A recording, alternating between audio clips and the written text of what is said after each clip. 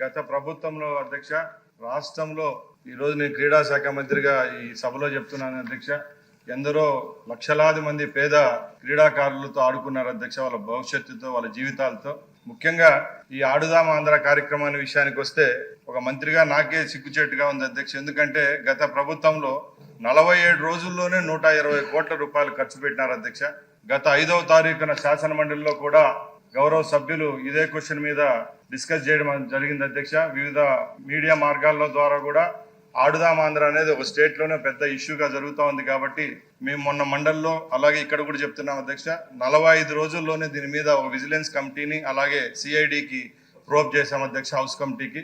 ఖచ్చితంగా దీని మీద ఒక నివేదిక అనేది తీసుకొని వచ్చి ఈ సభలోనే తప్పకుండా రాష్ట్రంలో గత ప్రభుత్వంలో జరిగిన స్పోర్ట్స్ విషయానికి ఆడుదాం ఆంధ్రానే కాదు అన్ని విషయాల్లో ఏం జరిగిందో అన్ని సభ దృష్టికి తీసుకొని వచ్చి అక్కడ ఎవరైతే దోషులుగా ఉంటారో అధికారులు అయితేనే ప్రజాప్రతినిధులు తప్పకుండా వాళ్ళ పేర్లను కూడా బట్టబయలు చేసేదానికి సిద్ధంగా ఉన్నామని సభాముఖంగా తెలియజేసుకుంటున్నా అధ్యక్ష.